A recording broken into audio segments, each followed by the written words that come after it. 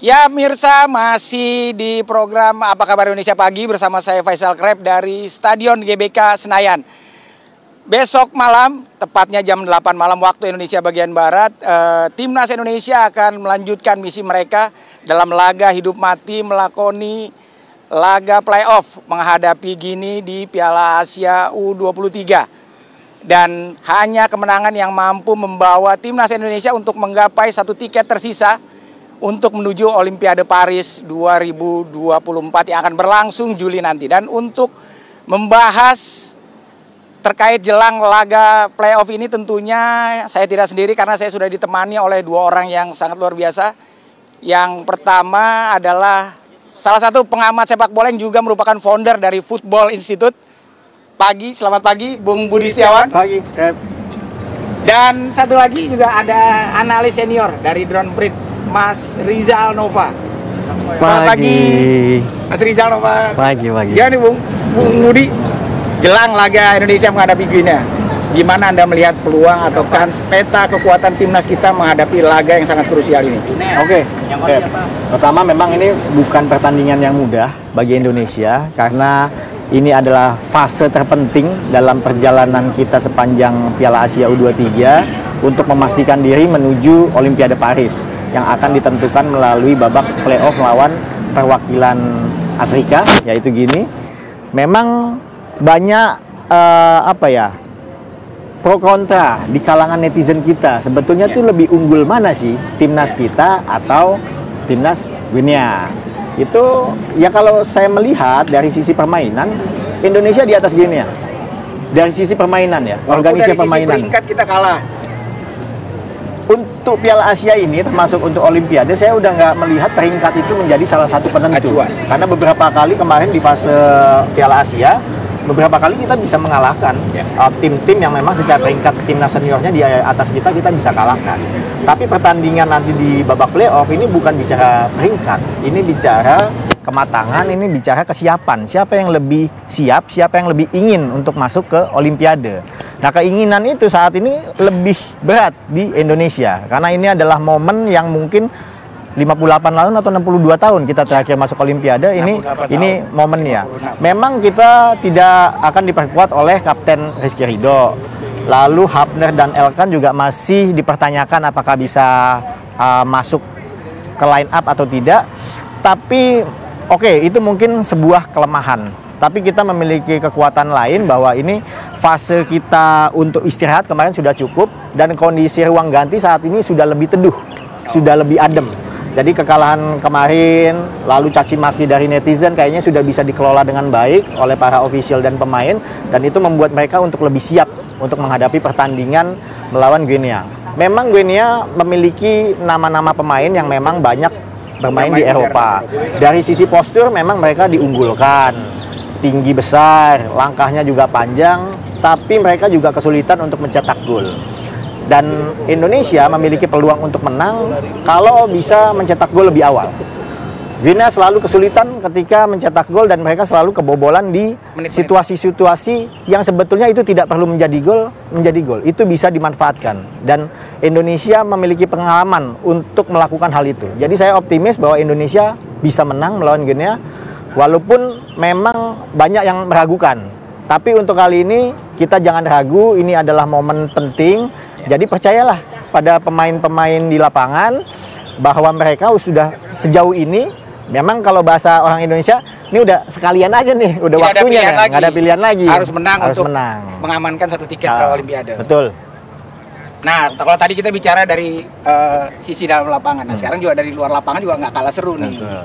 Mas Nova, mungkin ngelihatnya gimana nih antusiasme para pencinta publik sepak bola kita jelang laga Indonesia menghadapi Gini ini, khususnya di media sosial kan ramai terus tuh Mas. Ramai terus di media sosial.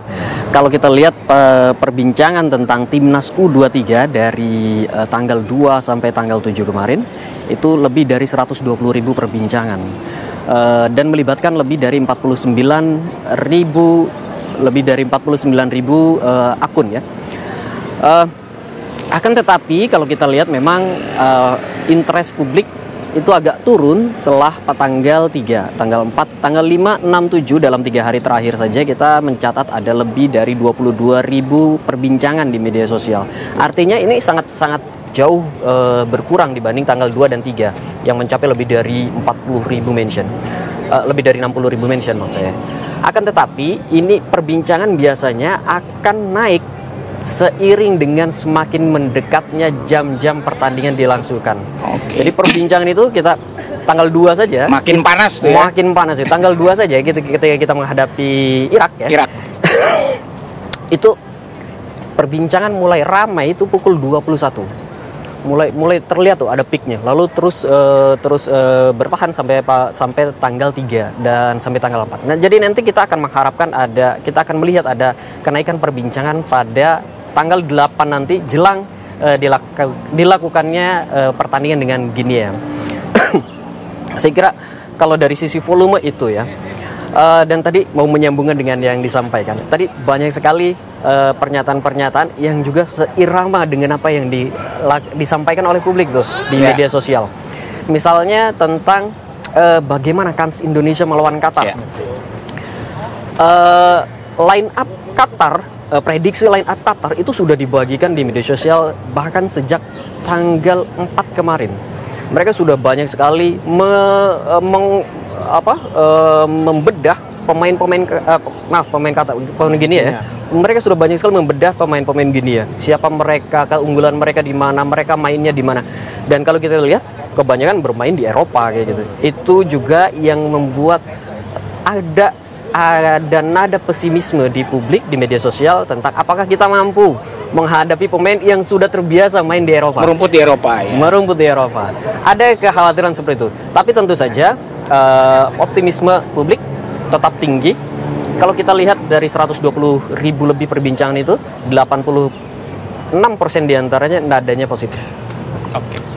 Jadi masih ada ajakan untuk menonton, ada harapan untuk nobar bareng juga nih. Kemarin kan banyak sekali Pemda yang mengadakan nobar. Kita lihat nanti apakah mereka juga akan mengadakan nobar juga kayak gitu. Juga kementerian-kementerian kan kemarin banyak juga Pak Presiden juga nobar gitu. Kita lihat apakah nanti mereka mengharapkan hal yang sama. Karena nobar tidak hanya dilihat sebagai upaya kita untuk menyaksikan dan menonton, tapi sebagai dukungan terhadap timnas. Mereka melihat seperti itu. Oke. Bung Budi, ini kalau kita lihat nih dari luar lapangan kayaknya udah nyolong start nih, serangannya udah mulai dilancarkan terus. Nah ini kalau untuk yang di lapangan sendiri terkait absennya Rizky Ridho dan hadirnya kemungkinan 2 amunisi baru, Elkan Bagot dan Dewangga. Nah ini Anda melihatnya seperti apa? Karena kan Hapner juga masih menjadi teka-teki kan, bahkan tidak hanya federasi saja yang melobi.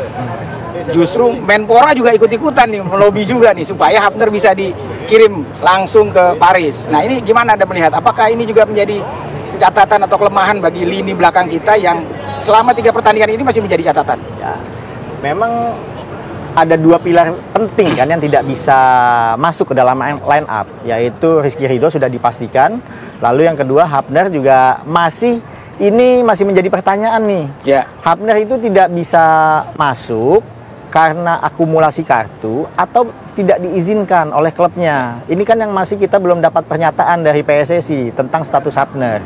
Tapi bahwa PSSI berusaha melobi Cherizo Osaka, ya kita bisa menarik sebuah garis kesimpulan, mungkin akumulasinya diputihkan. Tapi itu masih menjadi tanda tanya. Nah, kehadiran Dewangga apakah bisa menutup ketidakhadiran Rizky Ridho dan Hapner? Tentu ini menjadi tanggung jawab berat bagi Dewangga karena dia absen kan dalam pertandingan di Piala Asia U23 kemarin. Kalau bicara masalah chemistry, kekompakan, ini sudah berkali-kali bermain. Jadi kalau dari sisi itu tidak ada. Tapi yang dikhawatirkan apakah dia bisa mencapai peak performance, karena kemarin kan situasinya dia tidak masuk ke dalam timnas karena posisinya cedera. Ketika sekarang dia masuk ke dalam timnas dan hadir dalam sebuah pertandingan krusial, ini pasti menjadi tidak mudah secara mental. Kalau secara teknis mungkin sudah selesai lah, nggak perlu diperdebatkan karena memang Dewangga sudah masuk berkali-kali ke dalam timnas, itu tidak dikhawatirkan. Justru memang lini tengah kita menjadi persoalan, lini belakang kita menjadi persoalan, tapi yang lebih penting adalah bagaimana kita bisa mencetak gol. Jadi selama tim kita bisa mencetak gol, kita kebobolan pun juga gue nggak melihat itu menjadi sebuah isu. PR-nya adalah bagaimana kita bisa memaksimalkan Rafael yang sudah bisa main, lalu ada Ivar dan juga lini tengah yang lain termasuk Marcelino, untuk dia bisa membuktikan bahwa himbauan kepada netizen juga jangan melihat penampilan tim atau pemain itu dari single match. Marcelino ini masuk ke dalam line up pilihan AFC sebagai salah satu pemain terbaik. Jadi kalau kita mengkritik Marcelino secara berlebihan, saya pikir itu bukan sebuah pilihan yang sehat ya bagi civil society kita dan dunia sepak bola kita. Ingat loh, umur Marcelino tuh masih 19 tahun, tapi dia sudah ada dalam posisi ini yang bisa mengangkat timnas kita, bahkan diperhitungkan oleh talent scouting yang ada di event itu. Oke. Kalau Mas Nova sendiri mungkin terkait antusiasme itu isinya apa aja sih, dari banyaknya antusiasme itu isunya apa aja yang dibahas? Tapi dijawabnya nanti. Tahan dulu, kita akan kembali setelah jeda ini. Tetap di Apa Kabar Indonesia Pagi. Ya Mirsa, masih di program Apa Kabar Indonesia Pagi. Pembicaraan kita tampaknya semakin seru dan semakin panas. Bung Rizal Nova, gimana tadi kita melihat antusiasme yang ada di medsos ini, khususnya netizen ini, apa sih isunya gitu yang terjadi di dunia maya ini mungkin? Kalau saya bagi isunya jadi positif dan negatif gitu ya. Isu-isu yang cenderung positif kepada timnas itu adalah ajakan untuk mendukung timnas dalam Liga melawan Guinea nanti ya. Lalu juga tadi sudah saya singgung juga, ada nggak nih nobar lagi nanti? Kepala daerah bakalan ngadain nobar lagi nggak? Dan itu dilihat sebagai sebuah dukungan kepada timnas kayak gitu. Lalu juga ada prediksi line up Guinea yang dinilai kekar, tinggi dan punya kecepatan speed dan power ya. Power dan speednya itu cukup baik dan mereka pun lebih berpengalaman merumput di Eropa kayak gitu. Lalu juga ada apresiasi dari Roberto Mancini, pelatih dari Saudi. Itu jadi perbincangan betul. Itu jadi terutama pada beberapa skuad kita yang disebutkan ya. Lalu kalau kita lihat perbincangan negatifnya apa saja, itu yang paling tinggi dari sisi volume adalah kritik pada Marcelino. Betul sekali, kritiknya itu kalau saya ngelihat memang pedas sekali. Pada saat menghadapi Irak. Dan kritik itu berjalan selama beberapa hari. Sampai tanggal 5 itu saya masih lihat ada kritik. Dan ketika kritik tidak ditanggapi oleh Marcelino di media sosial itu kan kemudian diarahkan ke klub yang menyewa Marcelino. Lalu juga kritik disampaikan pada FIFA yang memutuskan playoff digelar tertutup. Tapi untungnya kita masih bisa menyaksikan kayak gitu. Itu masih ada masih ada nilai baiknya. Lalu kritik juga belakangan, terutama hari kemarin dan pagi tadi saya lihat disampaikan netizen, sebenarnya kekhawatiran netizen membawa sepak bola timnas ini lebih cenderung ke arah politik oleh beberapa orang tertentu. Terkait lobby-lobby yang dilakukan. Terkait lobby-lobby yang dilakukan oleh Kemenpora. Ada kekhawatiran, jangan-jangan nih, karena kayaknya kurang tepat nih. Ada kekhawatiran seperti itu. Belum lagi kita juga ngelihat ada beberapa netizen kemudian mengingat ada beberapa tokoh-tokoh politik yang juga menggunakan atau memberikan semangat pada timnas, tapi netizen melihatnya ada maksud lain nih di balik semangat ini. Kita udah lihat banyak sekali ya. Contohnya ketika ada nonton bareng, itu gambar kepala daerahnya lebih besar daripada timnas, itu kan jadi evaluasi juga dievaluasi oleh netizen. Wah, maksudnya apa gitu? Kalau mau ngajak nobar ya yang penting itu semangati timnasnya. Kira-kira gitu. Itu beberapa kritik atau beberapa sentimen negatif yang muncul sampai hari ini. Nah, Bud, mungkin kalau Anda melihatnya, Bud, kalau dalam laga krusial ini tentunya kan mental akan menjadi penentu. Dan Anda melihat kayak kasusnya Marcelino seperti apakah itu juga akan mengganggu mental dia dan mengganggu suasana tim atau seperti apa? Dan menghadapi Gini nanti ini kira-kira apa sih yang harus dilakukan oleh Sintayong untuk meredam permainan dan kecepatan para pemain wakil-wakil dari Afrika ini? Pertama, di era keterbukaan informasi dan tingkat kecanggihan teknologi udah nggak bisa diredam lagi memang ini yang namanya sosial media. Jadi segala kritik itu lebih cepat dibandingkan 10-15 tahun yang lalu. Nah, kita hanya bisa menyarankan kepada para pemain-pemain ini tidak usah dipedulikan itu apa kata netizen julid. Bagi pemain sepak bola itu yang penting adalah penilaian dari pelatih. Yang kedua, support dari keluarga. Pegangannya untuk Anda bisa survive menjadi seorang pemain profesional, terutama menjadi idola di tim nasional, ya itu.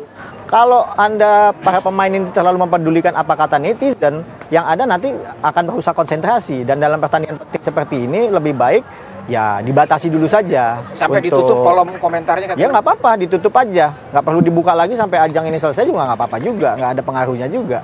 Toh sekarang itu penting bagi pemain untuk membuktikan diri di lapangan. Bukan membuktikan diri di medsos, bukan dengan membalas caci makinya mereka, nggak ada gunanya juga. Tunjukkan dengan penampilan terbaik bahwa ini karir yang Anda pilih.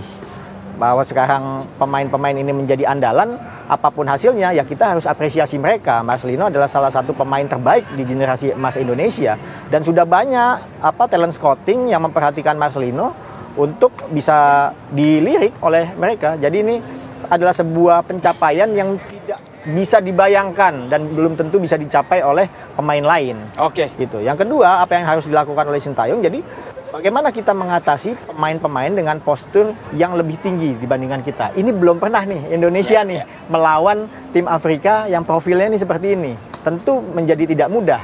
Apalagi kemarin Sintayong juga mempersoalkan beberapa faktor non teknis ya, seperti lapangan, cuaca. Kalau nggak salah suhunya itu sekitar 11 derajat, ya tidak terlalu dingin sebetulnya, tapi mudah-mudahan kita bisa atasi bisa cepat adaptasi. Tapi bagaimana pertempurannya tuh bukan melawan cuaca, tapi melawan tim gini.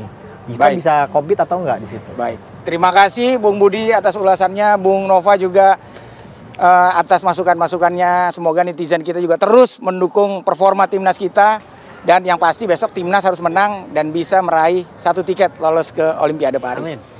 Ya mungkin seperti itu. Kita kembali ke studio bersama Alfa Tauhid. Baik, terima kasih Bung Krep Faisal. Ikhtiar sudah, timnas latihan sebaik-baiknya, bermain sebaik-baiknya. Tugas kita tinggal mendoakan. Insya Allah nanti kemudian timnas kita bisa menang, masuk ke Olimpiade Paris 2024. Saya mau kasih pantun buat timnas, boleh? Minta cakepnya pemirsa ya. Pakai koyo di dada, badan anget butuh kopi 2. Ayo Garuda Muda, salam semangat dari kami yang sudah tua. Tetap semangat untuk kalian para Garuda Muda.